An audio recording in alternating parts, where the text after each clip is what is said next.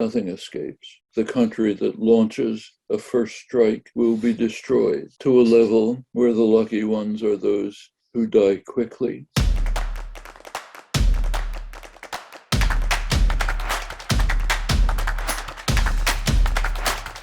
The immediate task is to end the crimes that are devastating Ukraine. If it has any concern for the fate of Ukrainian victims, what the U.S. must do is agree to participate in diplomatic efforts to end the attack and to put forth a constructive program to facilitate this outcome. And it must be pressured to do so. What a constructive program would be is common knowledge.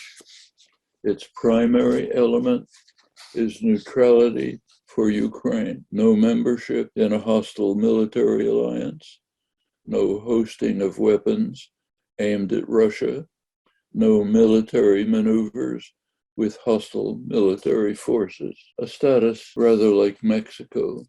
In fact, the entire Western Hemisphere. They cannot join a Chinese-run military alliance, cannot emplace Chinese weapons aimed at the United States on the US border, cannot carry out military maneuvers with China's People Liberation Army. In brief, a constructive program would be about the opposite of current official US policy, which was formalized in an important joint statement on the US-Ukraine strategic partnership signed by the White House on September 1st, 2021.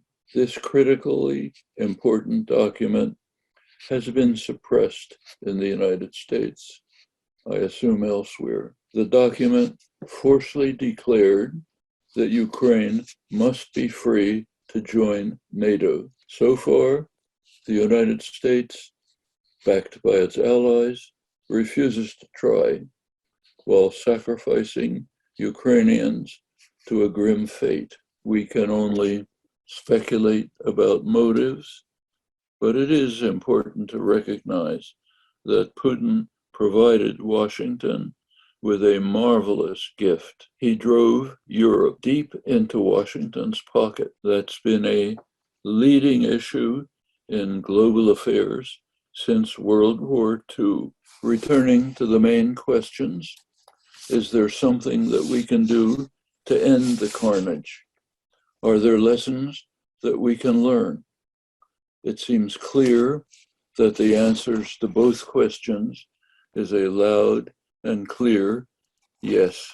Apart from the horrors that should be displayed daily on the front pages and are displayed when an official enemy is responsible for them, apart from these, there are far more grim developments underway. Some are already proceeding, some are far too close for comfort. Already underway is the sharp reversal of efforts to reduce the use of fossil fuels.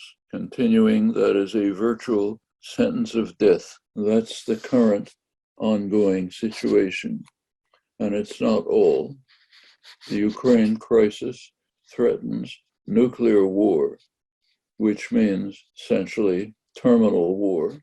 Nothing escapes. The country that launches a first strike will be destroyed to a level where the lucky ones are those who die quickly. And that is not a remote contingency. Putin has already issued a nuclear alert, probably symbolic, but we do not know where it might lead. Such lunacy aside, it is obvious to everyone with a functioning brain that whether we like it or not, Putin will have to be offered some kind of escape, at least if we have any concern for the fate of Ukrainians and the world. Unfortunately, bold and mindless impersonations of Winston Churchill seem to be more appealing than concern for the victims in Ukraine and beyond. What can we do? The only option is dedicated work, education, organizing, actions to dramatize the threats, carefully crafted to mobilize support. It's not a simple task. It's necessary for survival.